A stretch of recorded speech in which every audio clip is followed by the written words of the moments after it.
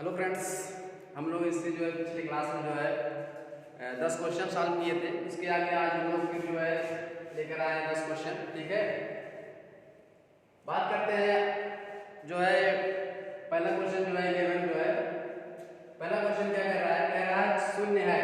शून्य क्या है? ठीक है, शून्य क्या है? ठीक है, शून्य क्या है? शून्य एक पूर्ण संख्या है। शून्य क्या है? पूर्ण संख्या है। ठीक है, शून्य क्या है? एक पूर्ण संख्या है। ठीक है, पूर्ण संख्या क्या होता है? तो पूर्ण संख्या होता है कि प्राकृतिक संख्या के समुच्चय में यदि हम लोग शून्य को शामिल कर देते हैं, शून्य को, ठीक है, इसको जो है शून्य को हम लोग शामिल कर देते हैं तो क्या बन जाता है?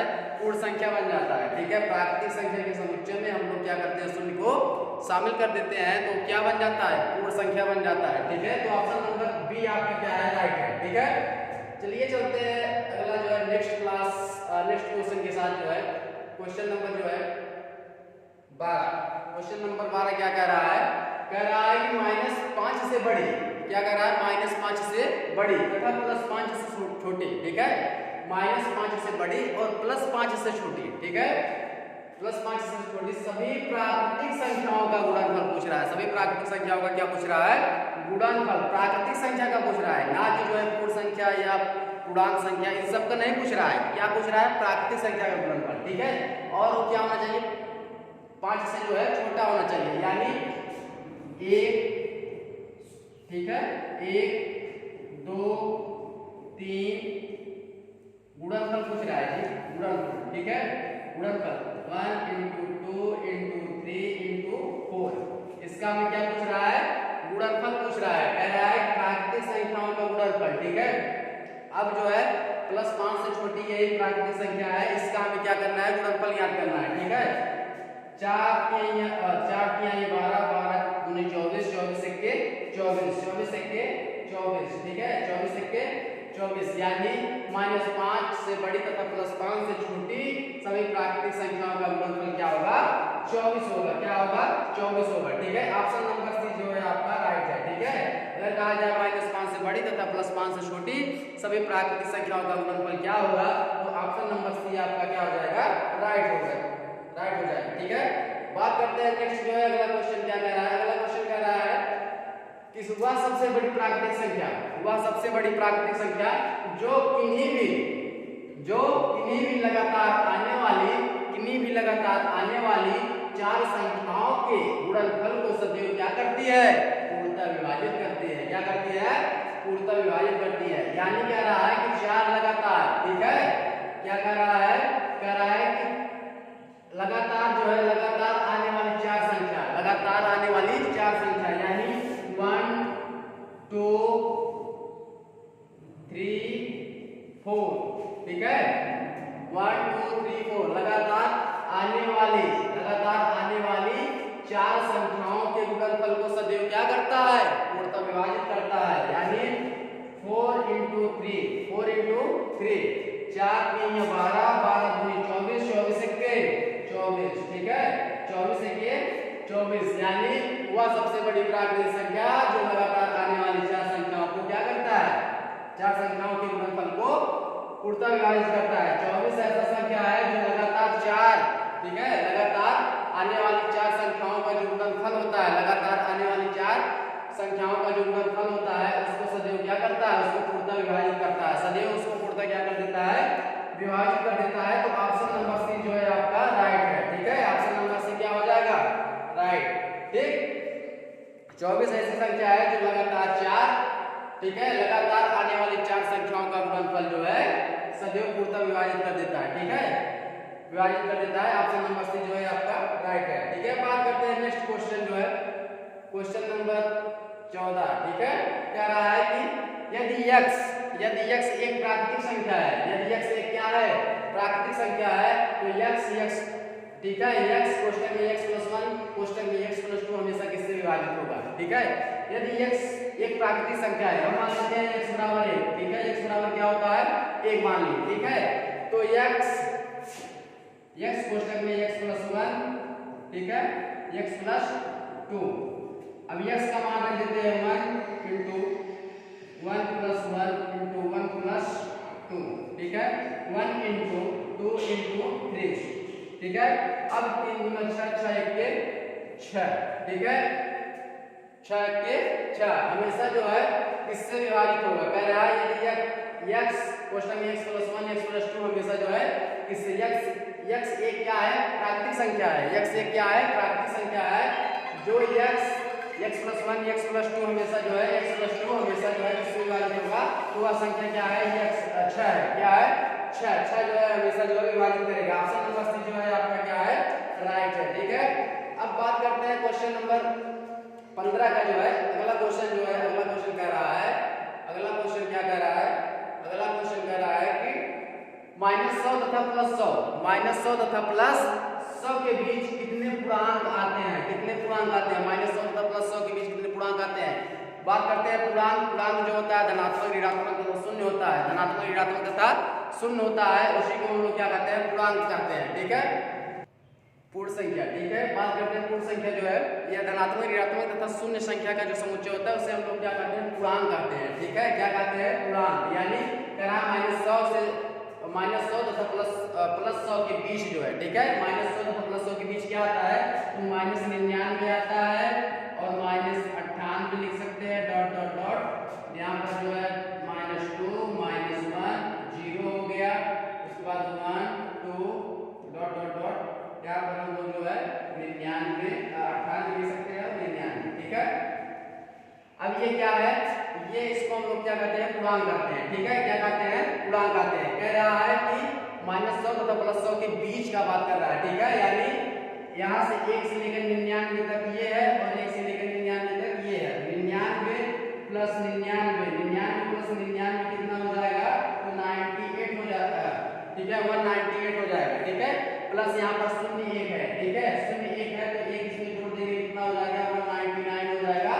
ऑप्शन नंबर बी आपका राइट है, ठीक है। ऑप्शन नंबर बी आपका क्या है, राइट है, ठीक है। बात करते हैं नेक्स्ट क्वेश्चन, अगला जो है, अगला कह रहा है कि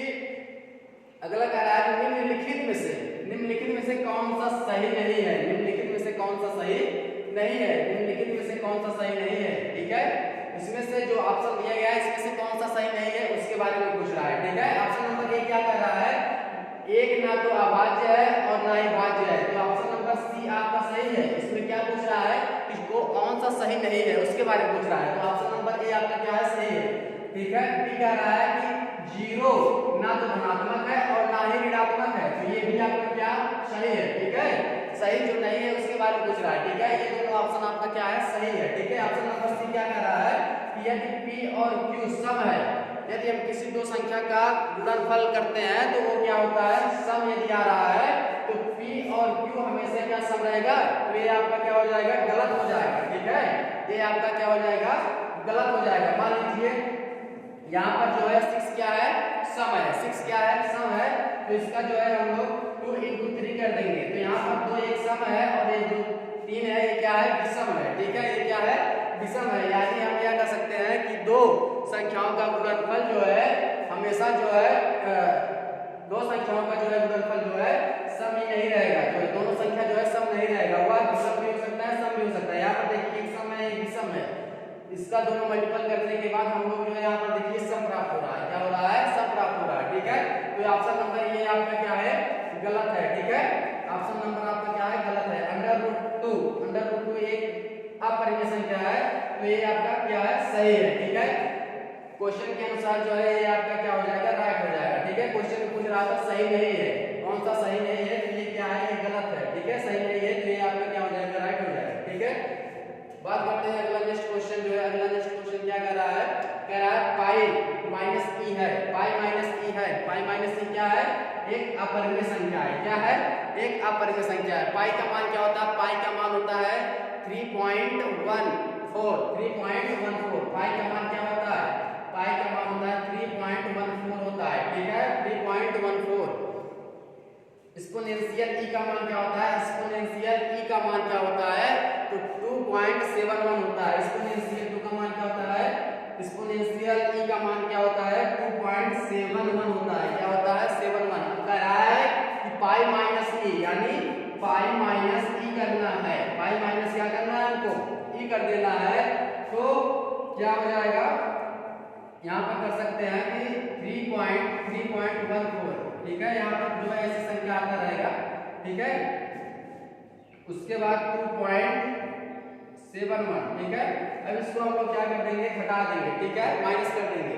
4 में से जब 1 को निकाल देंगे यहाँ पर क्या आ जाएगा, 3 आ जाएगा, ठीक है। यहाँ से एक कैरी ले लिए, 11 हो गया, 11 में से अगर 7 को निकालेंगे यहाँ पर क्या हो जाएगा 4.0। यहाँ पर जो है ऐसे आता रहेगा, यानी यार इस जो है इसका जो है ये निश्चित फॉर्म में नहीं है, ठीक है। इसको यानी हम लोग p/q के रूप में नहीं लिख सकते हैं। ये जो संख्या है यह निश्चित नहीं अनिश्चित है जो है, ठीक है, ऐसे आता रहेगा। इसलिए क्या है, अपरिमेय संख्या है। क्या है, अपरिमेय संख्या है, ठीक है। बात करते हैं अगला क्वेश्चन जो है, अगला नेक्स्ट क्वेश्चन क्या कह रहा है, कह रहा है निम्नलिखित में से कौन सी एक अपरिमेय है, कौन सी एक अपरिमेय संख्या है, अपरिमेय संख्या है, ठीक है। कौन सी एक अपरिमेय संख्या है, ठीक है, अपरिमेय संख्या है, ठीक है, अपरिमेय संख्या। देखिए पहला ऑप्शन जो है या किसी न किसी का क्या होगा, वर्ग होगा। ऑप्शन नंबर बी का बात कर रहे हैं, ये देखिए यह निश्चित है, यानी 45 इसका क्या हो रहा है, रिपीटेशन हो रहा है। इसको हम लोग जो है p/q के रूप में लिख सकते हैं, ठीक है। और ऑप्शन नंबर सी देखिए p/q के रूप में लिखा है, ठीक है। ऑप्शन नंबर डी जो है इसको हम लोग p/q के रूप में नहीं लिख सकते हैं, ठीक है। ये क्या है, अनिश्चित है, ठीक है। यहाँ पर 1 आया है, यहाँ पर 1 और 2 आया है, तो यहाँ पर डबल 1 आ गया, ठीक है, डबल 2 आ गया, यहाँ पर ट्रिपल 1 आ गया, ट्रिपल 2 आ गया। तो यानी इसको हम लोग जो है निश्चित या निश्चित नहीं है, अनिश्चित है, ठीक है। ये क्या हो गया, यानी इसको हम लोग p/q के रूप में नहीं लिख सकते हैं, इसलिए क्या हो जाएगा, या आपका जो है सही हो जाएगा, आपका क्या हो जाएगा, या सही हो जाएगा, ठीक है। ऑप्शन नंबर डी जो है आपका राइट है, ठीक। बात करते हैं नेक्स्ट क्वेश्चन जो है क्या कह रहा है, कह रहा है कि सबसे छोटी अभाज्य संख्या, सबसे छोटी अभाज्य संख्या, ठीक है। सबसे छोटी अभाज्य संख्या कौन सी है, सबसे छोटी अभाज्य संख्या कौन सी है, जो है आपकी जो है छोटी अभाज्य संख्या है, ठीक है। यह सम, इसको हम लोग कहते हैं सम, जो है सबसे छोटी सम अभाज्य संख्या क्या है, तो ये आप तो ये जो है छोटी जो है सम अभाज्य संख्या है, ठीक है। एक ऐसा इकलौता है जो सम भी है, उसके बाद उसके साथ साथ छोटी भी है अभाज्य संख्या, ठीक है। सम अभाज्य संख्या यही है, ठीक।